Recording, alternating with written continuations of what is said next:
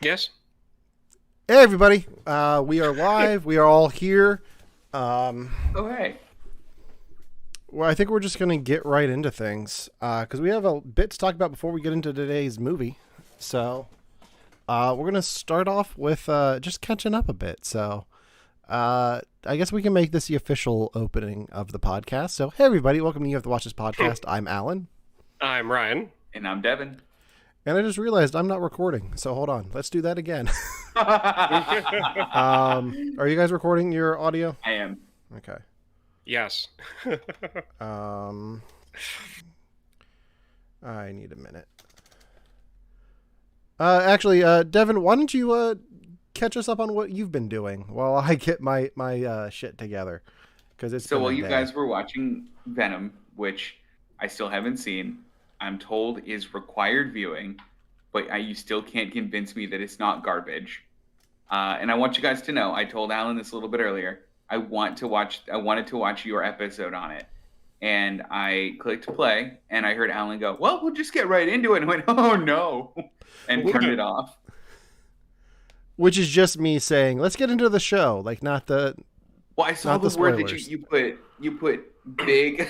Bill, we're getting there.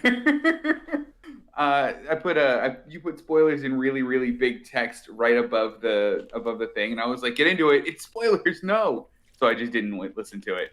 No, the main spoilers for last week's episode, we didn't stream online, so you cannot see that video unless you go to our YouTube channel. I'm genuinely pumped about your restraint because that's really a cool way to do it. Yeah. Well, we didn't want to spoil it for you. Well, thank you. I appreciate you. In other news, I was off in Paris getting married.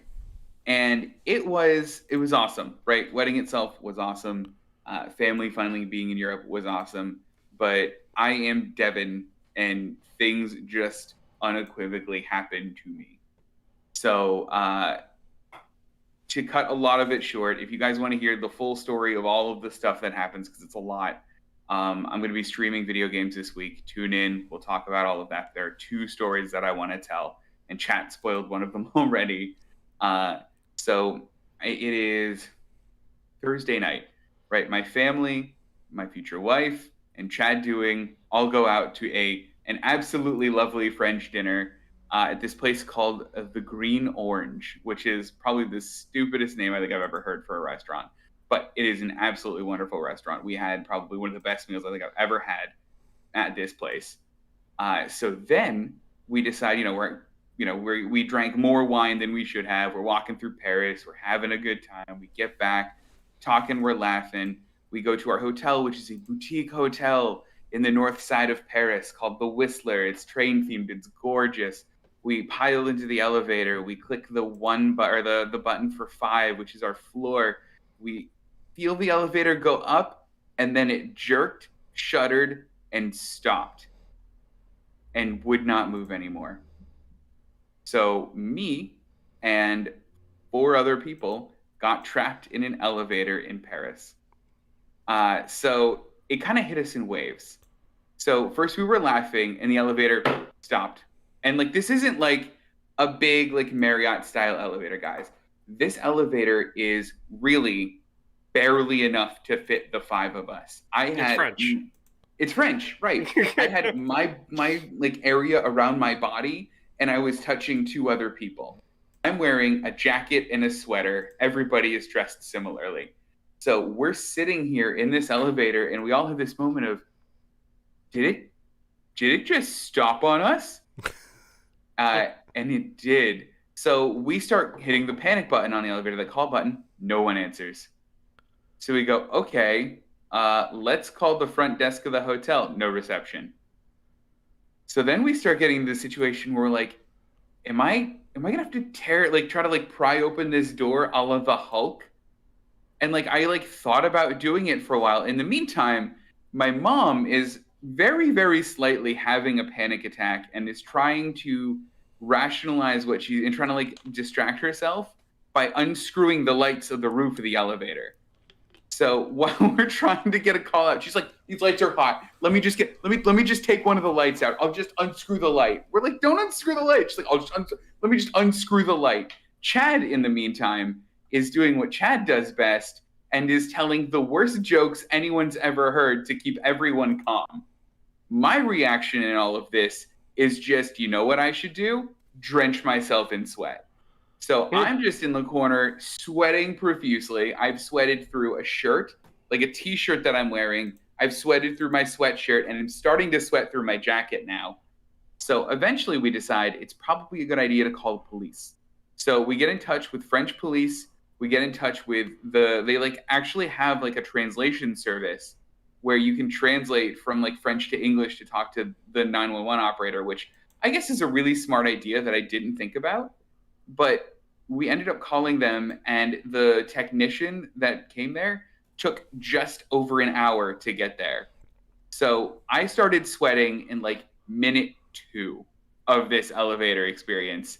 Minute 62, I was a freaking mess. Oh, wow. And it was honestly, it was one of the weirdest like experiences I think I've ever had, being trapped in an elevator for an hour. And if you're wondering what happened to the elevator, we figured it out. The elevator has a person limit. That person limit is 6 people. However, I don't know if some of you've noticed, but I'm a bit of a hefty person. I count as more than one Frenchman. I'll tell you that. So collectively, my group almost doubled the weight limit on the elevator. Well, because you're a bunch of Americans. We are a bunch of Americans who just had a huge French meal. Oh boy, this poor elevator guy. So we got off the elevator, and the French guy that was in charge of the front desk gives us all beers for being such great sports about it, which, like, good for him. And he goes, "Go home, get some exercise." Nice. Which is pretty much his way of saying, you're the reason why it broke. I shouldn't be giving you free beers, but it's a hotel and I have to. You're the ones at fault here, not me. You're the problem here. Exactly. Real quick, yeah. I just want to let everyone know, if the video stream keeps freezing, I'm trying to figure out what the issue is on my end, but if it keeps freezing, I apologize. Hopefully the audio quality is still good.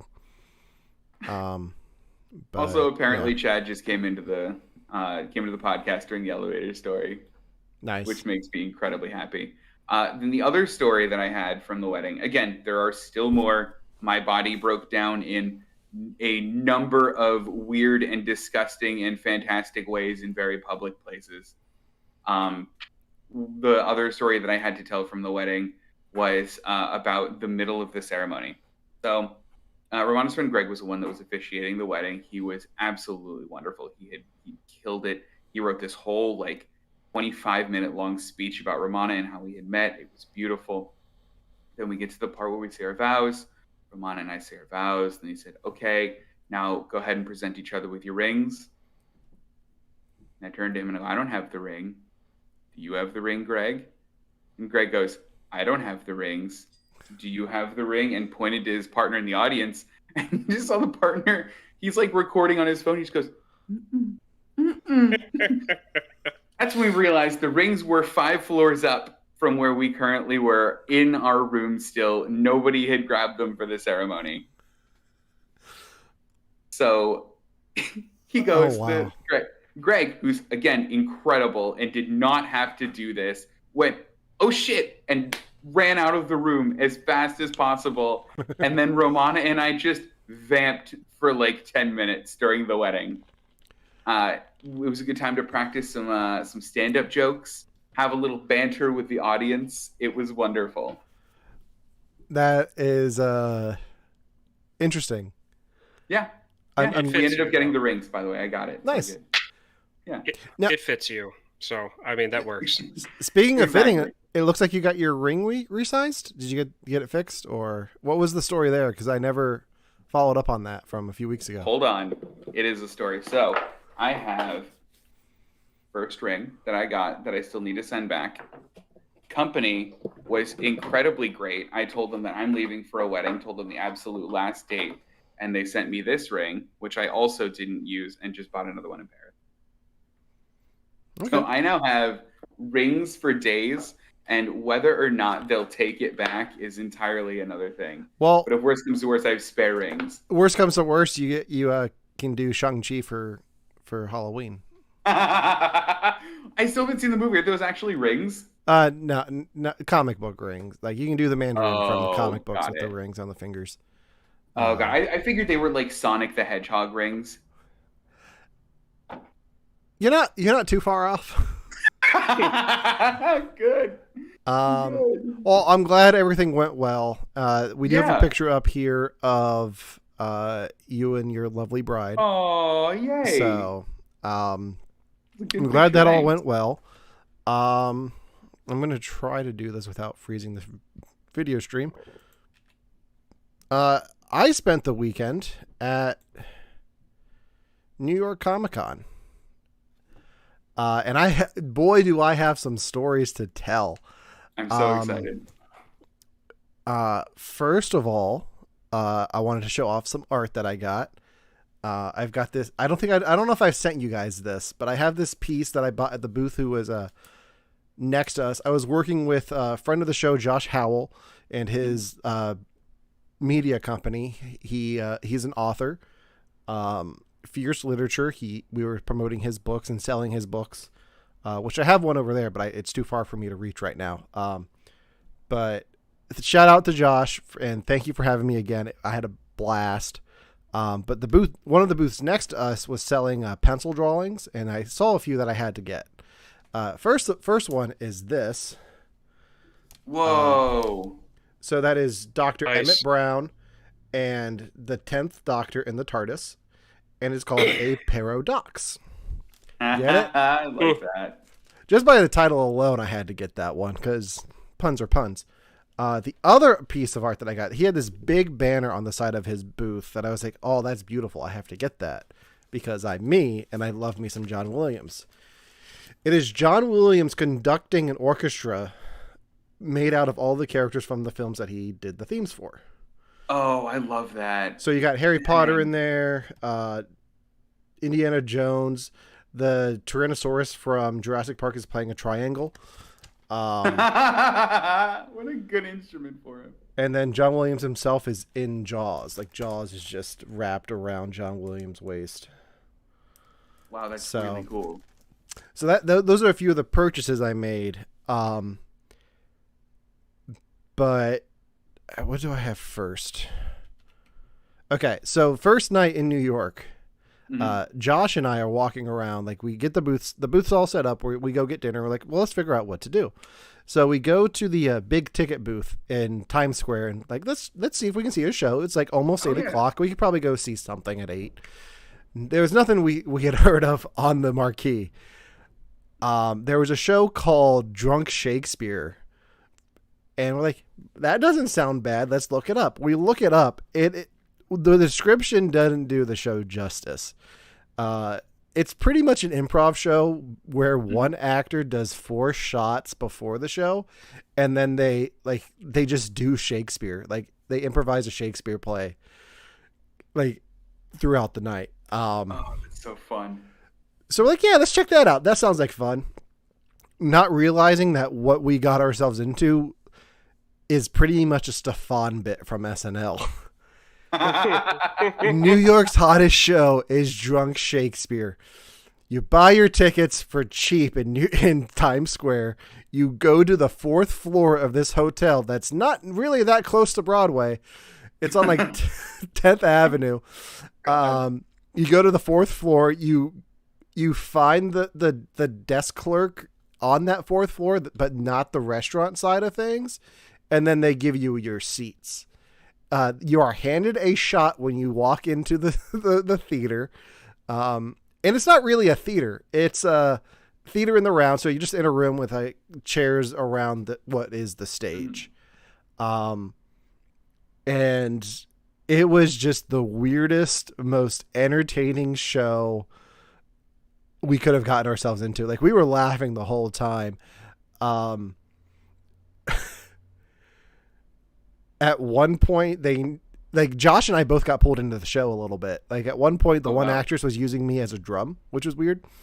But at one point, they needed the name. They didn't want to say the one name of the one. They were doing Macbeth, so they didn't want to say the character's the one son's name. So they like the drunk guy was like, "Okay, what's your name?" And Josh was like, Josh. I was like, okay, from now on, this guy's son's going to be Big Dick Josh. So like, the rest of the show, like, they just kept saying that. And I was like, well, that's interesting. If you're in New York, I highly recommend the show, especially on a Wednesday night, because it was pretty much empty. So we got upgraded for free. I'm glad we bought the cheap tickets because we're like, yeah, it's a Wednesday show. We're just going to upgrade you for free. I was like, okay, that doesn't suck. What was the upgrade? We pretty much just got to sit in like in the front row, like right by the actors doing the show. Otherwise, it was like behind on a stool or something. Like there was like a row of seats and then stools and then stools with like higher up. Like it was a very small room, but it was very entertaining. And sounds wonderful. If you're ever in New York and can get a chance to go see that, I highly recommend it. And I don't know how much you guys heard about what happened this year at New York Comic Con. But there weren't many big panels. There was some smaller stuff. They premiered, Star Trek Prodigy with, Janeway and like that animated Nickelodeon show. They premiered that. The Boys cast was there doing a panel. But Marvel wasn't really there. DC wasn't really there. It was a lot smaller than normal New York Comic Con. Funko didn't even have a booth there. Like other people were selling Funko Pops, but Funko themselves wasn't there. So it was kind of weird. So there really wasn't that much going on. But I looked at the program the one day when we were working, and I was like, this looks weird. Like I've never seen a panel go from 6:30 to 9 o'clock at night. That's a very long panel. Something weird is going on here. And my suspicions were right, because for the Ghostbusters Afterlife panel, which I went to, if I can get the poster up, I got to see the whole movie. That's amazing. Month and a half before the movie comes out. So Ivan Reitman was there with his son, Jason Reitman, who directed this one. Ivan Reitman directed the original Ghostbusters, Ghostbusters 2, Evolution, a bunch of like classic comedies. They came out with Carrie Coon, who plays the mom in the new Ghostbusters, and then all of the kids who are in the poster. The only one in the poster who wasn't there is Paul Rudd. Oh, darn. But they came out, they did like a quick panel just talking about what it was like auditioning for this movie. And then when it came time to show clips, Jason Reitman said, I think you guys have waited long enough to see this movie, so here's what's going to happen.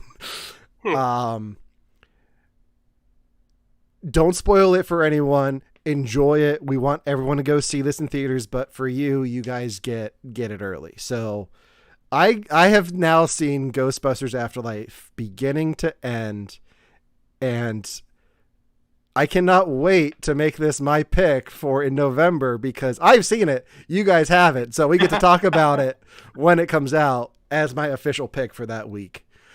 So that's going to happen, because I cannot wait to talk to you guys about this movie. Spoiler-free review. I absolutely love this film. It is such a great spiritual sequel to the original Ghostbusters.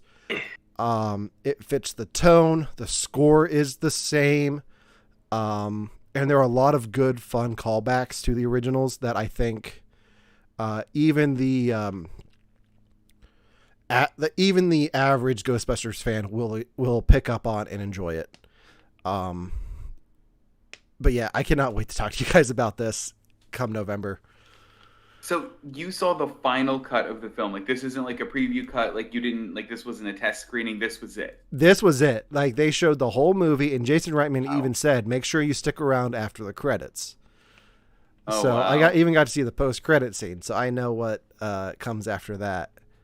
And it's not Leslie Jones saying, who's Zool? Like, it's a lot. I was gonna ask. But yeah, This was the full film. If they cut something out of it, that I couldn't tell. This was the complete product that is coming out in November.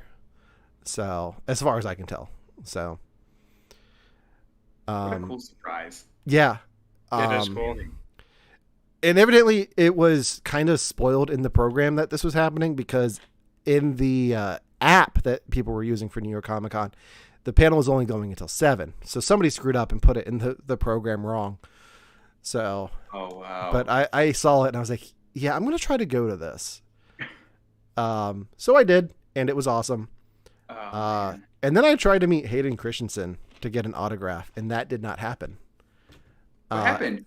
So what happened was I got my ticket to meet Hayden Christensen on the last day of the convention. Mm-hmm. So they were selling tickets for different time groups. So I bought one for like 1:40 in the afternoon. Mm-hmm. Thinking, okay, I'll go down there for an hour, come back up, and then I'll have plenty of time to help Josh pack up. Yeah. So I get down there at 1:00 and like almost an hour early, and I get in line. And I was like, okay, I'm in group 5. And they're like, okay, just go get in line. I was like, well, that's weird. Yeah. So I'm in line for 2 hours. Wow. Nothing. Like, there's no, like, Hayden Christensen took a break at one point, which is fine. Like, he's totally entitled to breaks. Like, that, I completely get that. But I was starting to get worried because at 4:00, I saw that he had a photo op. And people for the convention were saying, well, he stayed late yesterday. Who is mowing their lawn at 6:20 at night? Is somebody mowing their lawn on your end? Yeah. I mean, it's the same good Mike thing. I don't do it at all. It's just distracting to me. So it's getting to like 3:30, and Hayden has a photo op at 4:00, and I can see the curtain where he's behind, but I can't see him yet.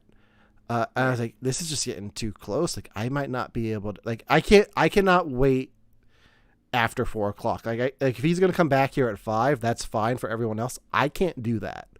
Mm-hmm. I have to go pack up because I have to help Josh get everything packed so we can go. And it came to 4:00. I was about 20 people away from Hayden Christensen, and he went to do his photo op. I was like, I gotta go. I can't do this. And I almost gave I had a poster for him to sign. I bought my brother a Star Wars Episode 3 poster that I was going to get signed, and I had I had my family go in on it, like, because his autograph was expensive. Like, he was more than Shatner. He was more than Shatner? Yeah, he was more than William Shatner, Captain of the Enterprise. Yeah. I mean, it's Darth Vader, so it kind of makes sense, but still, like, it was $175 for an autograph. That's a lot of money for an autograph. Yeah. It's really a lot. And I was like, I'm just going to get the refund because I can't. Yeah. I'd have to give up my spot in line, and I'm not going to be that guy who comes back down afterwards and tries to cut the lining. So I just got my refund, and that was that. I was so disappointed because I was so excited to see the look on my brother's face when he got the poster. Yeah. And it just didn't happen. So I gave him the poster yesterday. He's like, so this is what the plan was. And he's like, well, that sucks. But other than that, it was a great Comic-Con experience. I don't blame Hayden Christensen for that at all. I blame the people running the photo ops and the autograph signings, which was not New York Comic-Con. It was the company they hired to run that. I blame that all on them. It was very disorganized. It was a mess. And, well, so I want to know, like, and Chad brought this up a little bit, but, like, for some people at Comic-Cons, like some celebrities, right? If you get a picture with them, like, oh my God, wouldn't it be so funny if I, like, went to this guy and brought this thing or said this thing? So, like, for example, I think the only celeb photo op I've ever done was the guy that played Negan from The Walking Dead. Or not Negan, the guy that played, I don't know, one of the people Negan killed from The Walking Dead. And literally the season of The Walking Dead where he just died had just come out, and everyone and their mother came with Negan's baseball bat, and the photo op they wanted with him was them almost bashing his head in with Negan's baseball bat. And I'm like, that poor actor has to be sick of this and just wants a smiling picture. do people come with like bags of sand for Hayden Christensen? I didn't see any bags of sand. I saw a lot of Funko Pops and action figures. I only saw one other person with the same poster I had that I bought at the convention. Mm-hmm. I saw there were a few people who had like Clone Wars Anakin stuff, and the people behind me in line were like, "That wasn't him. Like, why do you have that? Like, that makes no sense." Like, just being shitty Star Wars fans about it. Right. But yeah, no, it got to the point where I was like, if they were rushing us through and everyone had a minute with Hayden Christensen, I'm not going to get through. Like, like for the last hour, I was like, I don't think this is going to happen. I'm going to try. But if it doesn't, like, I was starting to feel bad because I was like, I need to go help Josh pack. Like, this isn't what I'm here for. This would have been great if it was organized. I was like, I'm just gonna call it. Like, I'm gonna try. Yeah. Gave it my best effort, and it just didn't happen. So it's a shame. Yeah, it really is a shame. Mm-hmm. But I got to see Ghostbusters, so it kind of evens out. Hold on, I need to know, what would you have talked to Hayden Christensen about? So, like, again, I've done these things. I don't know what to talk to them about because I'm like, you're from the thing I like. I like the work that you do. Please. I don't know because it was so awkward because they had you write the name on a Post-it note because everyone has masks on, and it would presumably be through plexiglass. So I was just going to say, hey, this is for my brother. He loves episode 3. We're surprising him with this for a Christmas present. Can you just put "May the Force be with you," Hayden Christensen, like, to Noah, "May the Force be with you." So it's just been like that, and I would just say, looking forward to you in Kenobi. I don't want to know anything. I'm just excited that you're back, and I hope you know that my brother's generation and like those films mean a lot to them and a lot to me. Like, I enjoy the prequels. Like, they do get a lot. They do get a lot of crap. But episode 3 is one of the best Star Wars films of the last 20 years, which is safe to say. Well, I mean, to be fair, I mean, his acting in it, which was like panned at the time, is what Ryan said, where it's really, really good acting if what you're going for is an angsty, angry, kind of not understanding his situation teen. Mm-hmm. Yeah. Which he nailed. Yeah. It's awkward to watch. Yeah, but so are kids and teens. Yeah.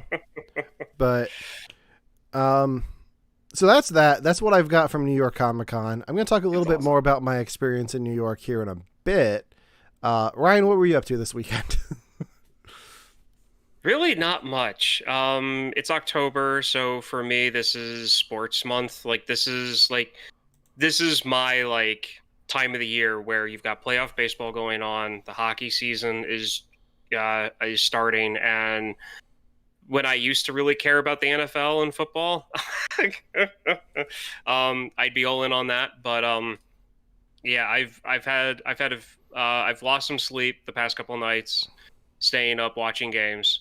It's just pretty much been it, to be honest. So okay, yeah, exciting stuff. Are your teams winning? No, well, my team's out, which I expected to happen anyway. But so the Cardinals are out. I think the Red Sox at the moment are the only team to clinch going forward. Everybody else is still kind of fighting it out. So, and the matchup I'm really following right now is the Dodgers and the Giants out in California. That's why I haven't been sleeping as much as I should be. Okay. Because those games are going until like 12:30 at night.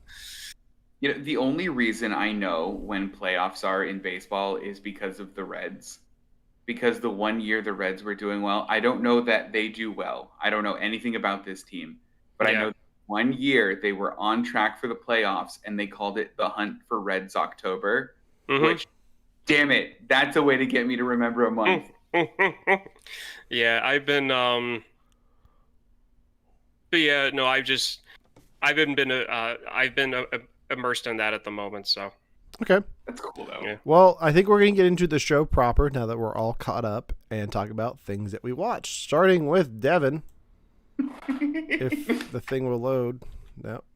Nope, that's not it.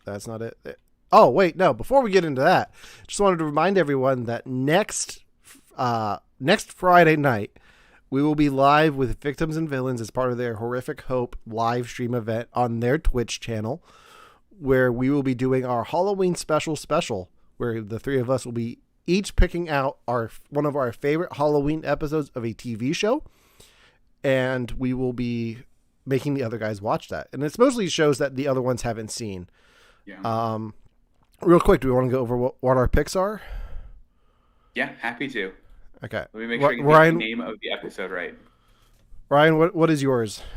I'm laughing because when it comes to TV shows, you guys are like Mount Everests of material compared to me. So whatever show I come up with, you guys have already seen. So I'm just going to go for low-hanging fruit here, and I'm doing the premiere episode of Real Monsters. The first episode is based on Halloween. So it's a Halloween episode, and I figured it's been years since you guys seen it. So yeah. I mean, it kind of works for this. Oh, I'm very excited for this. Devin, what is yours? Mine is the 2018 episode of the show BoJack Horseman called Mr. Peanut Butter's Booze. Okay. I have not seen a single episode of BoJack Horseman. So I think it holds up on its own. I just rewatched it like on its own little snippet. I think it'll be fine. I love it unequivocally. I'm so excited to have you guys watch this. All right, so my pick is season 2, episode 6 of Community, Epidemiology. This is the Halloween zombie episode of Community, which is a blast. And I cannot wait to make you guys. I think I've made both of you watch Community at one point, and I don't think either of you have ever made it to this episode. So I'm excited to make you guys watch this. So yeah, that'll be next Friday. Follow us on Facebook and Instagram to learn more, and make sure to follow Victims and Villains on Twitch if you're watching us there. And if you're watching us on Facebook, you can follow them on Facebook as well to learn more. All right, so now we're getting into what we watched this week. Devin, tell us about your pick. All right, so this show is more about circumstance and what it is. Some of my adventures in Paris involved me being very, very, very sick. And this show helped me through some of that. So it's a show that comes on, I don't know, 2 a.m, probably earlier. What does it even matter? On French television, it's called Comelot. And all it is just different vignettes of weird, funny things that could have taken place in the world of Camelot, according to King Arthur. Some of the things that I've seen are 2 peasants arguing over a ham. The ghost of the lady in the lake needing to get something out of a toilet. It's insane, and it's wonderful. I love it. And I know at least one of our somebody who's listening right now also enjoys this show as much as I do. It's like my new favorite thing. I don't understand a lot of it because I'm not very fluent in French, but it's 100% in French. And you don't necessarily need to know what they're saying to understand what's going on completely. It's so good. Okay. So it's in French. All French, 100% French. Okay. Which I think adds a bit. I'm not going to do a weird French impression because I absolutely will not do it right. Okay. But it's so great to see these weird, stupid, satire-y, madcap things happening just over these beautiful French accents. Okay. It's great. Very I recommend it. Please watch it. Well, my pick, the thing that I watched this week was in English. And it was No Time to Die, Daniel Craig's final entry into the James Bond franchise. Shit. So this is what happened. So Josh messaged me about 2 weeks ago saying, "Hey, I have an extra ticket for James Bond opening night. Do you want to go?" And I was like, "Well, I've got nothing else planned in New York." So we went to see this in the AMC theater right off of Broadway, or right off of Times Square, in the Dolby Theater.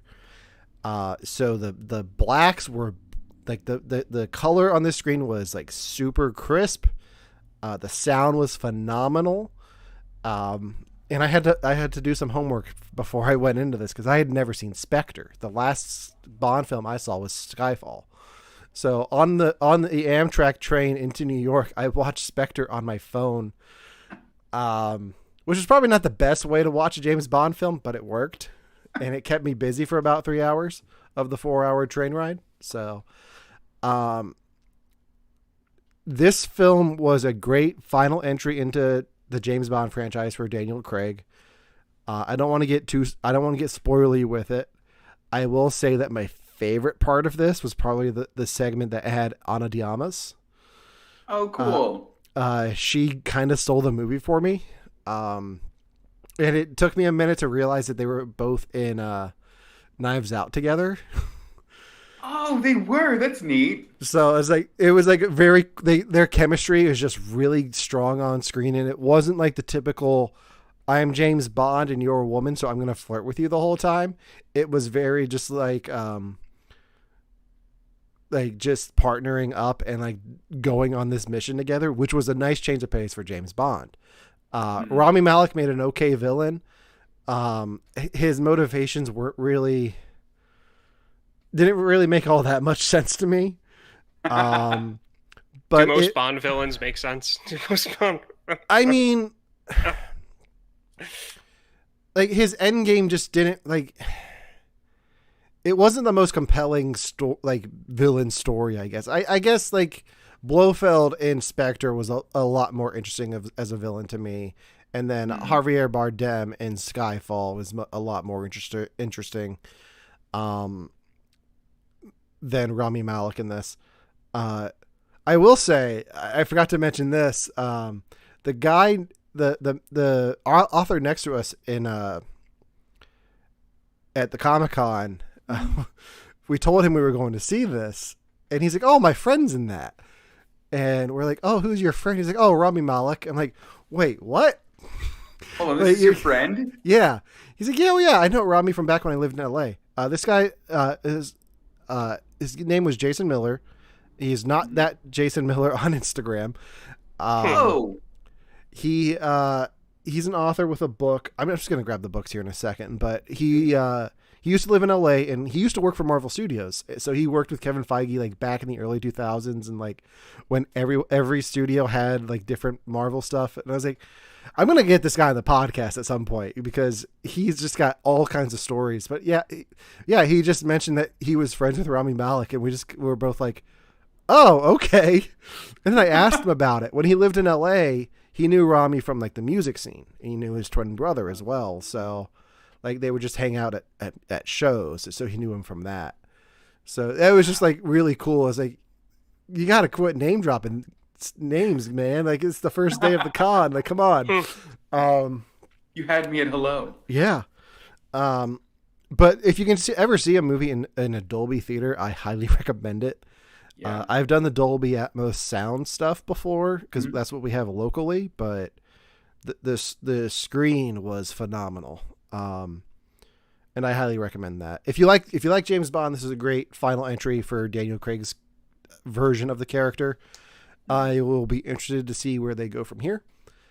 Idris Elba or I Riot. Yeah. We'll see. I heard Ed Sheeran, so. What? No, I didn't. No, you didn't. Oh God. Okay, good. Oh. But yeah. Yeah. Hold on one second. Okay, good. Ryan, are you all caught up on James Bond? I haven't had the interest to watch the Daniel Craig ones. Hold on, this is a serious question just for the future podcast. How are you caught up on the old ones, though? I've seen almost all of the old ones. Okay. Same for you, Alan? No, I've only seen Goldfinger. Not even all of Brosnan? I've seen Die Another Day. Why? Not even the good one. Oh man! So the first James Bond that I saw in theaters was Skyfall. Okay. So that's and the last one I saw was No Time to Die. So I never really got into I wanted to go back and watch all of the Bond films before No Time to Die. Yeah. And then it was coming out in a month, and then COVID happened, and then it was coming out in like 6 months, and then it was coming out in another 6 months, and then another 6 months. I just never got around to it. So it never happened. But it was on my list to go through. It's one of my goals is to go through and watch all of the Bond films. Okay. Which is like a podcast in and of itself. It is, though. Yeah, that's where my reference of like the whole like making fun of the Bond villain not being, like that interesting or like that in depth is because the majority of Bond villains from those older movies, they're one-dimensional. Yeah. They're just evil. They're just evil. That's all you need. That's all you needed in the 60s is just somebody that's evil. Got it. Yeah. Okay, real quick, since I brought him up on the show, I want to just do a quick pitch for Dreamlands by Jason Miller. His pitch for this was, it is The Office meets The X-Files. It's a workplace comedy graphic novel that takes place at Area 51. So if you're interested in this, you can visit workingclasspress.com. They have it available there, and I highly recommend it. I cannot wait to read it. And since I mentioned it earlier in the show, I'm going to pitch this as well. This is a friend of the show, Josh's graphic novel, The Fierce Are Fading. It is the graphic novel adaptation of the first book of his Fierce trilogy. In the Fierce trilogy, FBI agent Riley Harper's partner goes missing, and in her journey to find her partner, she comes across secret organizations, assassins, and monsters. It's a sci-fi trilogy, and only the first one has been turned into a graphic novel. So you can check this out at Fierce Literature on Instagram, and they have the links there.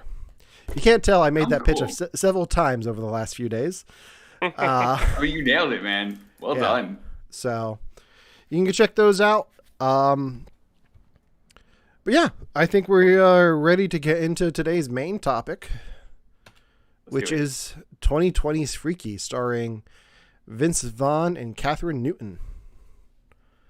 This was a film that I wanted to see for the podcast, and decided just to make it my pick for this week because I was at Comic-Con and was really struggling on coming up with what I was going to make you guys watch this week. Because I went through like a bunch of options and none of them really worked.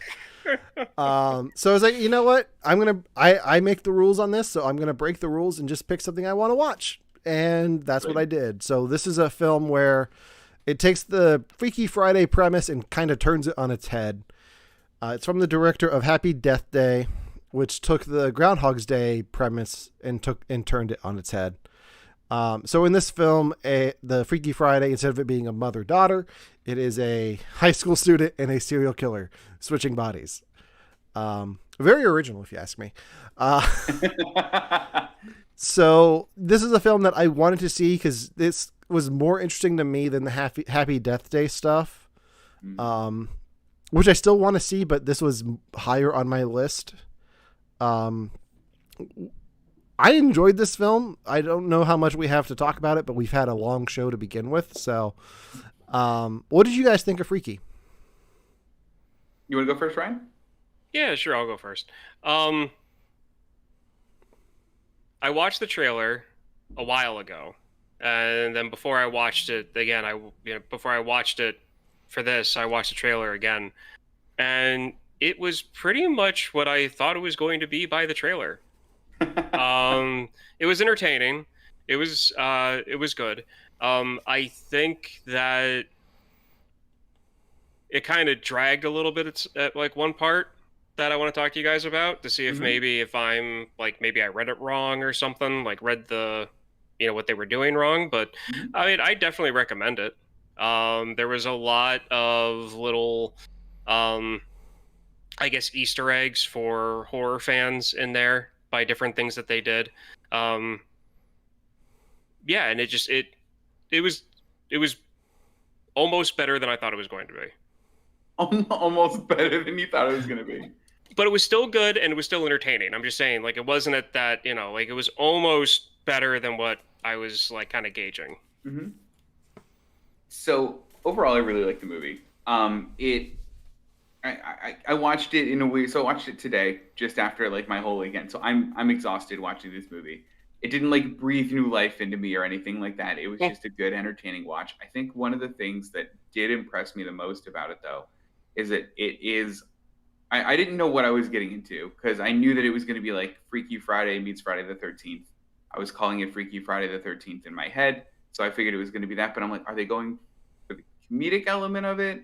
Is it going to be a horror movie? And it's kind of a slasher movie, but like it still manages to hit all of the beats of a Freaky Friday movie because there are more than one out there. We've all seen the whole like, oh, we switched bodies. We even did like Your Name on this podcast, which is roughly the same genre. We've seen that. It manages to hit those exact same story beats and still kind of be a horror movie, which I thought was really interesting of it. And like, like around almost the exact same like minute mark, like, you learn more about the person that, you couldn't have learned something about when you were the other person. Like, it was interesting. And I thought that was very clever of it. Like, this felt like a really clever script that went around Hollywood for a while that finally just got made because, damn it deserved to. Yeah, they call that the blacklist, where they have scripts that don't just never get made. Yeah, yeah. I feel like this is just something that Blumhouse saw the success of Happy Death Day. It's like, okay, what else can we do? And I think this works out well. I think Vince Vaughn is very good in playing a teenage girl.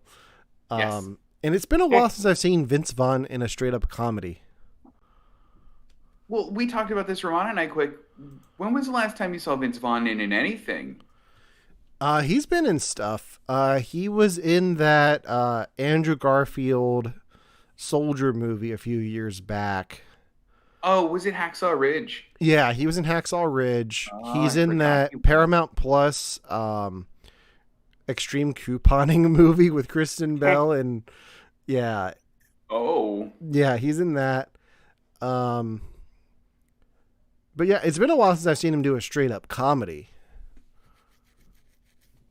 I think apparently he's in Curb Your Enthusiasm. I didn't know that, but I think the last time I saw a movie with him in it was Wedding Crashers. Wow. Like that's the last time I sat down and was like watched a Vince Vaughn movie. It could be worse. I was waiting for you to say Jurassic Park 2. Electric Boogaloo. He is in Jurassic Park 2. That's right. He's in Lost World when he was younger. But I like him in that. Yeah, I do too. He had this weird period, a little bit like Jack Black did, where they're like, we're the sexy leading man. And then like they just lean into the comedy career more and more as they get older, which I really like. He did that Christmas movie. Yeah, he was in that Fighting with the Family movie with Florence Pugh about like the WWE wrestler. Yeah, he played like the WWE coach in that. But yeah, Hacksaw Ridge. He was in season 2 of True Detective. Good. But the last like big comedy that he did that I heard of was Delivery Man, where he plays a sperm donor and like meets up with all of the kids from the women who picked his sperm, and there's like 100 of them or something. I saw the trailer for that. Yeah. Ugh. And I think that was actually based on a true story too. 533 children through anonymous donations. That's a movie premise. Wow. I need to start screenwriting again, because if that can make it, then Well, hold on. So speaking of screenwriting, speaking of how you think this movie got made with Blumhouse, because there was the horror version of Freaky Friday, which you just watched, is a horror version of Groundhog Day. What other movie type would you guys make a horror version of? Because this is something that I thought about today too. I want to see a horror version of Tommy Boy. Like a buddy road trip movie. Yeah. Why not? Like, in every town that they're in, they kill somebody. All right, I'm on board. Purposely or accidentally? Both. One does it on purpose. The other one does it by accident. First one, then the other. The first one and then the other. Yeah, there you go. To give you some buffer, mine was Home Alone. Mine was a Jason Voorhees-esque character is trying to murder a family. They left on vacation. Only the precocious kid is left behind, and he stops the like Jason character with like fun inventive traps around the house. I think it would be kind of ridiculous, but this just popped in my head, so this is what I'm going to do. I want one based off of like a natural disaster. So I'm going to go with Twister. Okay. Okay. You've got a storm chaser, a serial killer that teams up with other other scientists, and his killing is done right next to a tornado. So all the evidence goes up into the air. Goes right away. So when he teams up with people, he kills them after, it's like at some point in the season, and it's always played off as like an accidental death, but then somebody finally like catches on to him. Or her, whoever. So it's like Dexter meets Twister. Dexter meets Twister, yeah. But Dexter had somewhat of a twisted moral compass. This person has no compass. There's none at all. Just very like Vince Vaughn in this movie, like, I do it because it's just the thing I like doing. Yeah. Some people watch baseball. Some people kill people. Speaking of Home Alone, since we brought it up, what did you guys think of the trailer for Home Sweet Home Alone? Fine. What? It's just fine. I sent it in the group chat. Did you not watch it, Ryan? The Disney Plus released. Hear about this yet. Disney Plus is rebooting Home Alone, and they just released a trailer today. Please tell me it's better than Under Wraps. Looks like it. I mean, it's Disney Plus, so it actually has some money behind it. So. Yeah, I know, but so did Under Wraps. The Under Wraps is Disney Channel, though, like in the 90s. This is Disney Plus. No. I'm talking about the remake of Under Wraps that recently came out. I saw the trailer for that, and it's I had to Google that. No, I think it looks fine. I'm not overly excited for it, but I'll watch it. I mean, Pete Holmes is in it, so you got my money. I know. Well, that's why I'll watch it. Actually, no. That's not even why they got my money.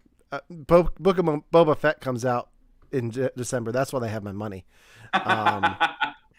It's just something else to watch between episodes. Yeah.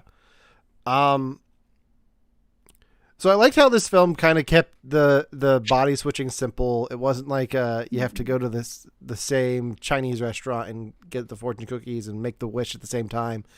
Yeah. Type thing like you would see in a Freaky Friday movie. It was just a magical dagger from some Spanish speaking country. I like that it kept it simple. Did you guys have any story beats that were confusing to you, or like things that just didn't make sense to you in this movie? Yes, a big one. I'm so sorry. I'll stomp all over this. So Vince Vaughn, the serial killer, I forget what his name is. Whatever. Vince Vaughn, the serial killer, does not know how to wash a shirt. Vince Vaughn, the serial killer, is presumably not showering. Vince Vaughn, the serial killer, can put on eyeliner, lipstick, do a ponytail, coordinate dress clothes. Like, how did, when they switch bodies, he suddenly knew exactly what to wear to make her look good and exactly how to perfectly apply her makeup? Okay, so towards the end, they make a comment about how, like, when I was in your body, I know this now about you, and I know this now about you, and I gained this and that from it. So the way I took it was, I had the same thought. Yeah, sure. When it happened, because like he woke up on a dirty mattress in an abandoned building, and now he's putting on makeup and lipstick, and it actually works. Like, this doesn't make any sense. But then they made that comment towards the end. And it's like, well, if they know each other because they switched bodies, then he would know how to put on makeup. And that was the way to write it off, was like, yeah, there's some like lizard brain part of you that knows the things you know, but like your like consciousness is in that now or something. Yeah. Yeah, that was really it. I mean, the rest of it was fine. Like, the story beats for me seemed to play out totally fine. I thought the reconciling with the mom was a little bit weird. I don't know that it got resolved in a really great way. Like It was the whole definitely it was definitely an yeah. awkward way. Like Yeah. It was. like her asking her own daughter out on a date was just kind of weird. It was entertaining, but weird. Well, like, so is the resolution to family? So they make a big point of saying, like, you know, family is all grieving the passing of their father in very different ways. Mom has kind of delved into alcoholism. One lady is the sister has delved into her work, and the other child is trying to leave and is quiet. And then the solution is let's just kill someone together. Was that oversimplifying it for the sake of my terrible point? Speaking from my own experience, that was a joke, internet. No, I think it was just them acknowledging that they are all grieving in these different ways. Like they don't really address it at all. Like they all just go their separate ways. But with the mom saying like, if you want to go to Boston, go to Boston. I think that's the big step. And like, the sister like checking in on them before she goes to like after she gets home from work, I think is just like them all being on the same page. I think is at the end of the film is what the film is trying to say. Like you have to understand, like you might not all be grieving the same way, but you can understand how each person goes about dealing with it their own way. So it's a much more subtle point than than what I was expecting from the movie. Yeah. So the only point in this movie where things kind of like tap the brakes a little bit was after the body switch, and after Vince Vaughn as the teenage girl has her conversation with the other homeless guy and like wanders out, up until they start chasing each other through the high school. Yeah. That entire middle part, I was just kind of like, because it was hitting all of the like first they had to set up the fact that she was bullied, and then they had to set up the fact that her life is a little bit more difficult than the average teenager, and then they had to set up the body switch, and then they had to go through and do all of the like, well, this is how everybody's reacting to her acting weird the next day. And I'm like, when it got to that part, I'm like, I've seen enough of these movies. I get it. It's a comedy. Please just speed up. Just speed up a little bit more, please. But that's more of a critique about me in the way that I view movies than it is about the actual movie itself. So that, I definitely want to clarify that. That's a problem that I have specifically with it, not that the movie has that problem. Well, also, I will say there is a trope of this subgenre that I'm just overseeing. Like, I'm just over it now. And that's the guy switching into the girl's body, waking up, going over to the mirror, grabbing the boobs, going, oh, I have boobs now. Thankfully, it happened. I knew that it happened. But thankfully, it was short. He did it quick. And I'm like, we're moving on. Like, okay, so to be honest, and I don't care. I really don't care by saying this, but you wake up in someone else's body, male, female, what doesn't matter. You're going to panic, and then your first initial reaction is going to be, is this, what the heck am I, like you're going to be, like touching your body to try to figure out like, okay, is this real? Is this not? That's going to happen. Like, yeah. Real quick. But it's never just that. It's never like, oh, my body is different. It's look in the mirror, understand I have it. Oh, like I hate that this is the scene. Like just pat yourself down. Go, okay, there's boobs there now, and move on. Yeah, what's real quick. That or like the other. Right. Just so you know, as soon as you talked about groping the breast, my brother got in the chat and said, "Congrats, Devon." Like, I think it has to do with your wedding, but still, you were like talking about first thing you wake up and you like grab that. No, and he's just like, "Congrats." Good timing, Noah. Good timing. Thank you. Although I'm gonna be honest, I did actually like the whole like, oh, I have a penis now. Like that scene in the bathroom was actually really well done and very funny. I did like that. Yeah, well, because I was wondering how they were going to do that, because I've seen it before where like they have the character act disgusted by it and like, I don't want it, no, I don't want to pee, I don't want to do that, no. And instead it was just like, oh, this is fascinating. I like the fact that they went that route for the humor than the other way. Yeah, because I think we've all seen the disgusted thing. Yeah. Alan, are there any tropes of the genre that you saw in this that you're just like, I've seen it before, just move on movie? No, I mean, I think you guys hit the big one on the head. I with these movies, I always kind of wish that they would just tell the other people who could help this, like the sister in this. If they would told the sister that what happened and like convince her that Vince Vaughn is her sister, which is a weird sentence that I never thought I'd have to say.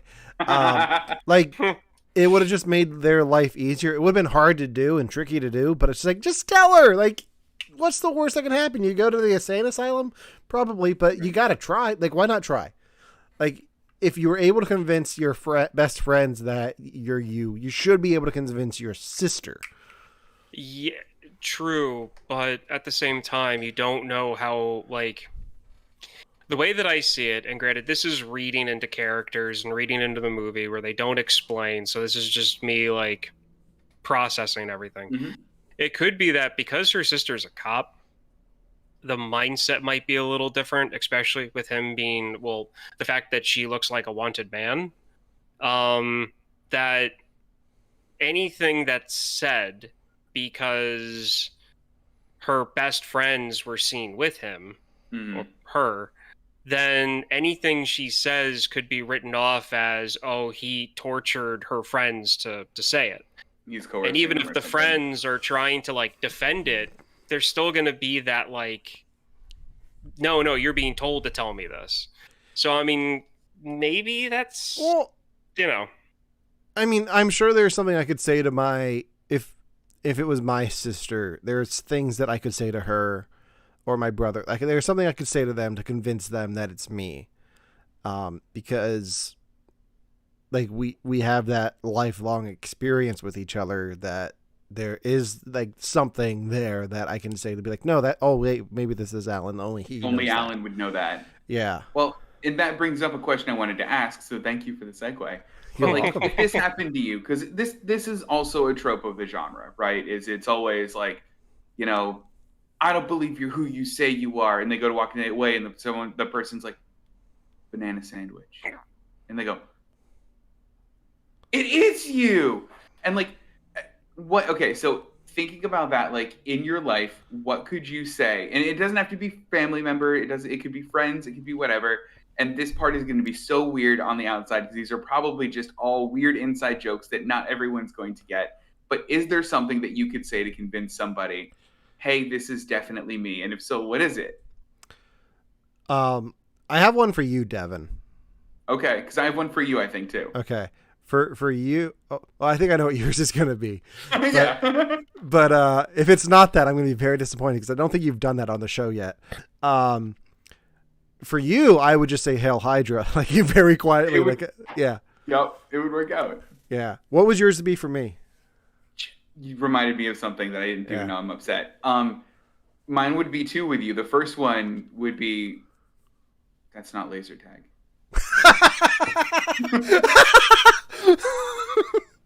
Was going to be my one. Yeah. Or I might think you're Wes Mumal. Right, exactly. But then I would be more specific and follow it up with I smell butter. Yeah. What size shoe are you wearing? What? You can't buy me with chicken. Oh, no. Exactly. Ryan, how about you? What would one of yours be? I've been thinking about it, and I honestly don't know. Like in the heat of the moment, like let's say you come in as like a teen girl or something, and Kirsten has no idea that it's you, and she's like, "You're just being weird, teen girl. Get out of my house and get away from all of our cats." I can't say that on air. Honestly, to convince me it's you, you're gonna just start going off about the Cardinals.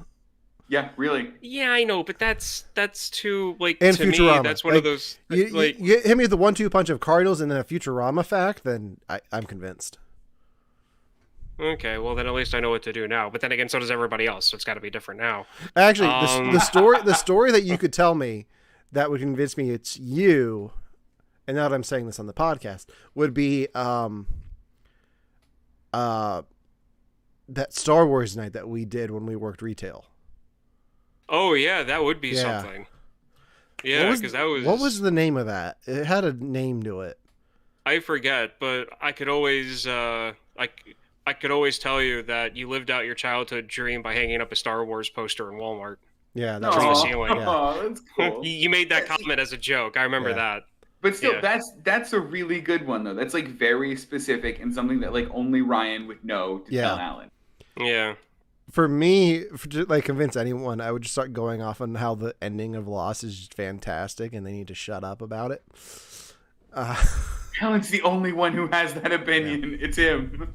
And just start naming tracks from the soundtrack by Michael Giacchino.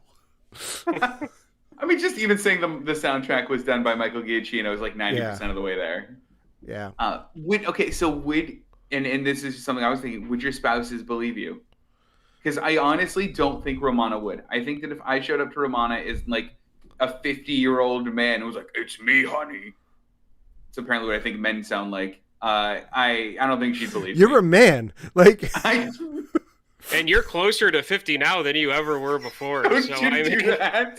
Don't you do that? Closer to 50 than you, so I don't want to hear it. Oh, man.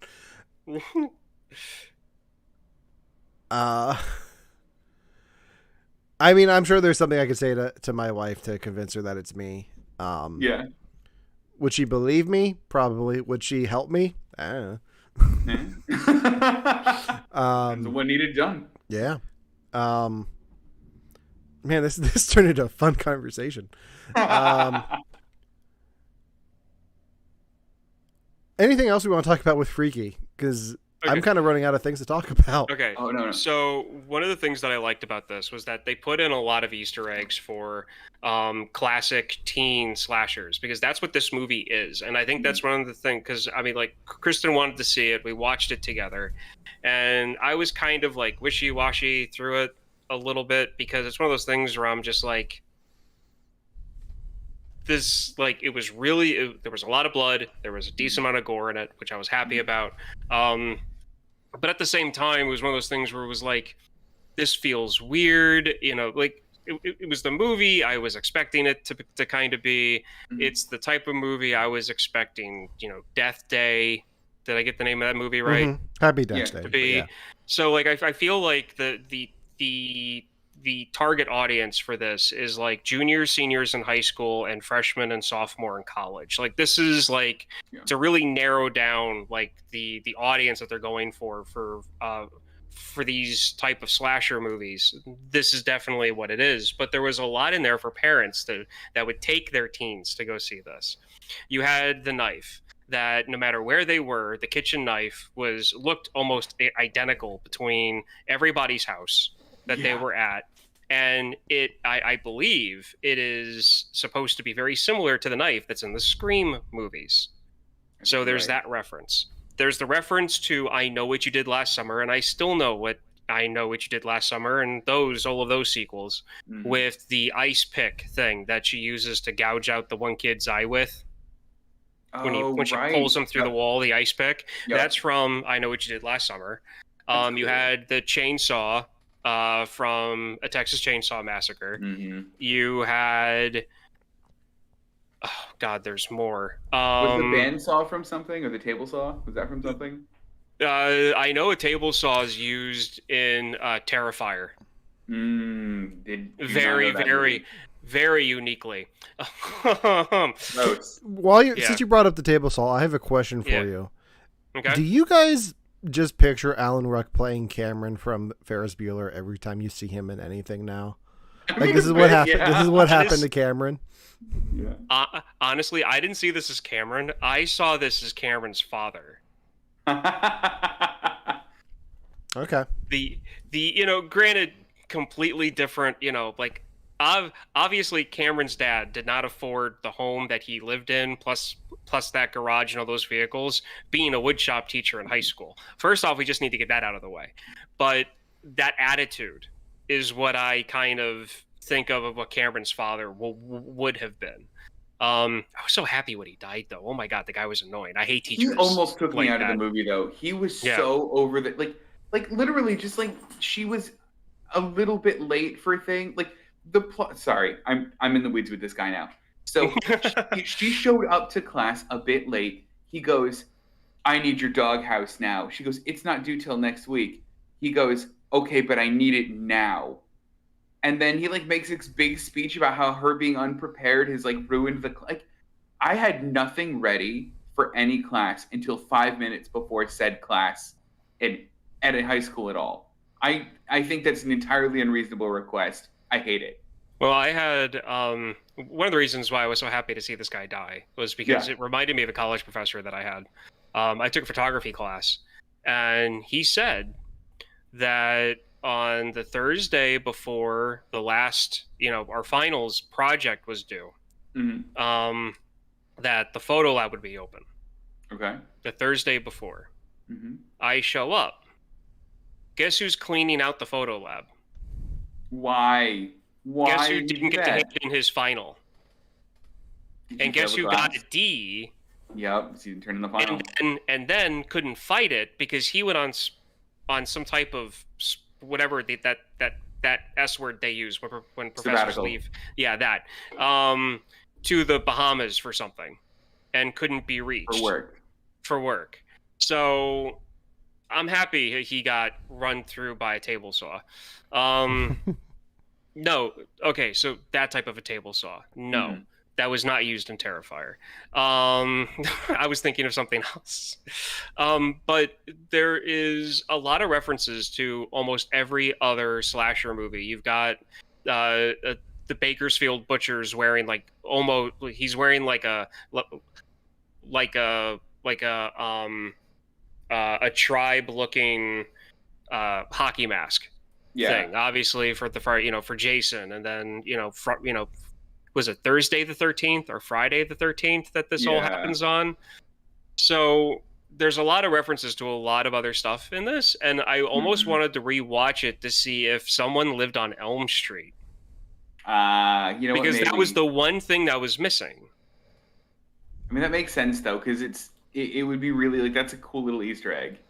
Yeah, because that's the one thing in this movie that was missing was some type of reference to the Freddy Krueger movies, the Nightmare on Elm Street movies. And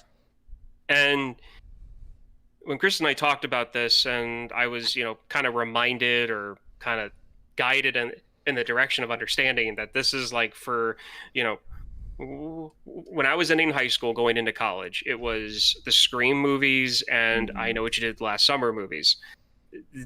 Happy Death Day and Freaky is this, the newer generation's version of that. So once I kind of came to an understanding of that, I was like, oh, okay, I can see, these are, these are decent slasher movies. It was just cool to see her character change from being this little shy, high school girl to being someone who could physically get the urge to kick a spike through someone's chest. That was cool. Yeah. The character growth in this is actually really fun to see. I was gonna say that they make it very obvious there at the end that she's grown as a character. Oh yeah. What was your guys' favorite death in this? Or most gag reflex inducing? Those are two different answers for me. So I mean, go ahead. If we're going to talk gag reflex, I think it's the first one with the wine bottle down the throat. And then the shattered glass. Yeah. But no, I this is a weird sentence. I enjoyed Alan Ruck's death. Because that character is just, I hated him from the get-go for the reasons that we just talked about. But yeah. But yeah, that was probably my favorite. They do a very good job in this movie of everyone that dies just being a complete shitbag. There isn't a single person in this movie who's good and then dies. Yeah. Even the awkward teens in the beginning, I just did not like any of them. Well, yeah, because they all fell into the tropes. Like they all fell into the slasher, the classic horror movie, like you've got the premarital, you've got the couple that are having premarital sex, they die. You've got the ones that kind of like trail off on their own, they get knocked off. The worst death for me in this, again with the one that Alan mentioned with the wine bottle, that was just but I have to say, I think the most entertaining definitely had to be the tennis racket at the beginning. Yeah. That one made me giggle. Yeah. The one I think I liked the most was when they were at like that party and the guy was like, "There are 3 of us and you have 3 holes." I'm like, do it now. Just come on in. Yep. Just all of this. I hate this. I don't really have anything else. I mean, it was a fun movie. Yeah, it really was. Okay. Yeah. I mean, I would watch it again. I would see if they had a Freaky 2. I would watch Freaky 2. This makes me want to go back and watch Happy Death Day and Happy Death Day to You. I think that's the sequel. Yeah. Yeah, they almost tried to do the Now You See Me, Now You Don't thing. Like, they really, like, tried for that pun there, and I can't hate them for it. I really can't. Yeah. Well, at least they went for it, where exactly. Now You See Me, Now You Don't is not the, like, Now You Don't is the obvious sequel to that, not Now You See Me 2. Right, it's spelled 2 with a T-O-O. It's just the number 2. 2. Damn it. I hate it. Ugh, yeah. I blame Daniel Radcliffe for that. Because he's in that one, if you didn't know. Directly his fault. I've seen it. Yeah. I've seen them. Okay. Good. Ryan, have you seen those?